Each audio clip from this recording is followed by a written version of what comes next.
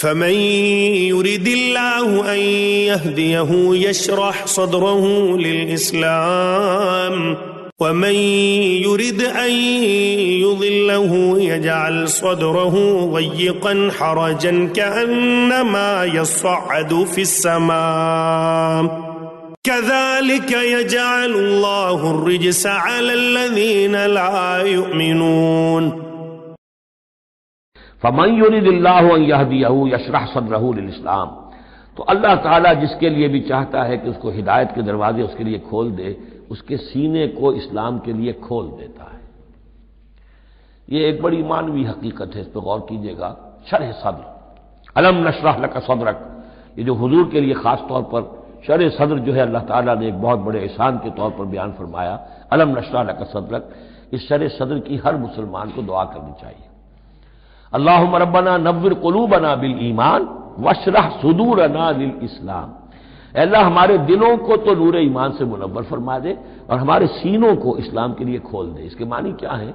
اللہ ہمارے اندر وہ باطنی بصیرت پیدا کر دے کہ اسلام کی ہر چیز ہمیں ٹھیک نظر آئے، ہاں یہی تو ٹھیک ہے، یہی تو ہونا چاہیے، منطقی ہے، معقول ہے، کہیں چیز اپرائے گی نہیں۔ انسان کی فطرت جو ہے اتنی مطابقت محسوس کرے گا انسان کہ دیکھنا تقریر کی لذت کہ جو اس نے کہا میں نے یہ جانا کہ گویا یہی میرے دل میں تھا، اس لیے کہ اس کا اپنا سینہ جو ہے اللہ تعالیٰ نے اسلام کے لیے کھول دیا ہے۔ تو یہ شرح صدر جو ہے اللہ تعالیٰ کی طرف سے بہت بڑی نعمت ہوتی ہے۔ وَمَن يُرِدِ اللَّهُ أَن يَهْدِيَهُ، اللہ جس کو ہدایت دینا چاہتا ہے یشرح صدرہ للاسلام، اس کے سینے کو اسلام کے لیے کھول دیتا ہے۔ وَمَن يُرِدْ أَن يُضِلَّهُ، اور جس کے بارے میں وہ طے کر دے کہ اس کو تو اب گمراہی ہی پر رکھنا ہے، یجعل صدرہ ضیقا، اس کے سینے کو تنگ کر دیتا ہے، حرجن، بہت ہی تنگ اندر سے، کانما یصعد فی السماء، ایسے محسوس کرتا ہے جیسے اسے آسمان پر چڑھنا پڑ رہا ہے، جیسے اونچائی پر چڑھتے ہوئے سانس پھول جاتا ہے، آدمی کو معلوم ہوتا ہے کہ میرا شاید دل دھڑک دھڑک کر باہر ہی نکل آئے گا۔ یہ ہے کہ ان کو حق کا قبول کرنا اتنا مشکل ہو جاتا ہے۔ جس شخص کے لیے اللہ تعالیٰ کی طرف سے شرح صدر ہے وہ حق کو قبول کرتا ہے، تکلیف بھی آتی ہے تو بڑی آسانی سے جھیل جاتا ہے، اور ایک وہ ہے کہ ذرا سا امتحان آ گیا تو معلوم ہوا کہ بس قیامت ٹوٹ پڑی، اور اب تو ایک قدم اور اٹھانا جو ہے، اور جس کو ہم کہتے ہیں قدم من بھر کے، پاؤں جو ہے من بھر کے ہو گئے، بوجھل ہو گیا انسان، وہ بات نہیں۔ فرمایا کذالک یجعل اللہ الرجس علی الذین لا یؤمنون، اور اسی طریقے سے اللہ تعالیٰ عذاب یا گندگی ڈال دیتا ہے ان پر جو ایمان نہیں لاتے۔ فَمَنْ يُرِدِ اللَّهُ أَنْ يَهْدِيَهُ يَشْرَحْ صَدْرَهُ لِلْإِسْلَامِ. Very beautiful, deep reality in our deen. Then whoever Allah intends to guide, He opens his chest for submission. He expands his chest. This is an expression used for the Prophet himself, sallallahu alaihi wasallam. Alam nashrah laka sadrak. Didn't we expand your chest for you? Now Allah says, whoever Allah wants to guide, any one of us, whoever wants guidance, and whoever Allah decides that this person deserves guidance, you'll notice, yashrah sadrahu lil-Islam, their chest will be expanded for Islam. Beautiful dua, Allahumma nawwir qulubana bil-iman, washrah sudurana lil-Islam. Lighten our, fill our hearts with light, the light of Iman, and expand our chests for Islam. Islam literally means to be submissive, to be submissive. Also, salama means to be at peace and to be safe. Salama means to be safe and to be at peace. Allah says, yashrah sadrahu lil-Islam, he will find himself safe when he submits to Allah. He'll be at peace with it.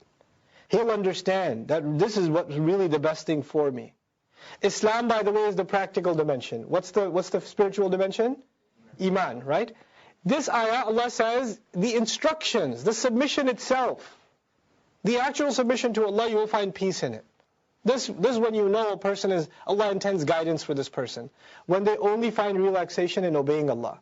The beginning stages of that for a young person may be, they don't take salat seriously. Then something turns in their heart and they become addicted to salat like they should. And now they're driving their car and it's getting late for salat and their heart starts getting disturbed. They don't want to have any other conversation. They don't want to listen to the news. They don't want to know what else is going on. They just want to get somewhere so they can make salat. They're getting tight in breath because they can't catch salat. And it becomes this lifeblood for them, right?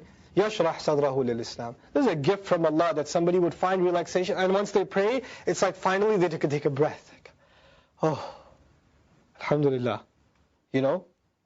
On the opposite end, وَمَنْ يُرِدْ أَنْ يُضِلَّهُ يَجْعَلْ صَدْرَهُ ضَيِّقًا حَرَجًا.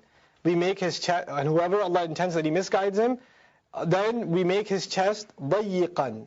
ضَيِّق, it means to feel constricted because of a lack of space, like a tight corridor, or you're playing hide and seek and you stuck yourself in a closet somewhere, you can barely move. You know, sometimes your mountain climbers, they get stuck between rocks and stuff.